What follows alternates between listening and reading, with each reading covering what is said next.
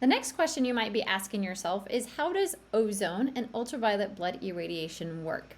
It's a pretty simple procedure, and like I mentioned before, it's two procedures in one, or two therapies in one, which makes it really nice. You only have to come to the office once per therapy to get both. You only have to be stuck with a needle once, one blood draw, etc. So it's really nice to be able to do this. But the procedure is very simple. So your nurse or your IV attendant, they're going to place a catheter or a butterfly.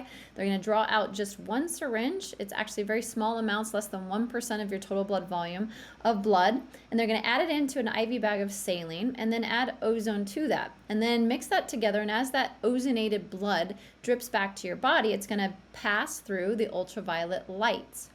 And as you receive this, you may feel something, you may not, but it's very, very simple. And eventually it will help your body. And what does it do initially? A lot of people think that that's not enough blood to actually get a full therapy, or we need to draw more blood.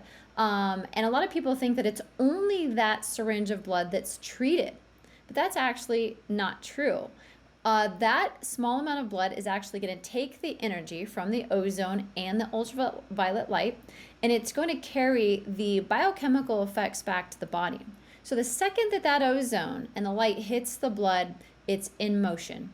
And when that small amount of blood takes it back, circulates into your system, there's a whole cascade of biological effects, or biochemical effects that start to take place with the immune modulation and the inflammatory modulation and the germicidal effects, where it's managing to help your immune system get to those viruses and bacteria, etc.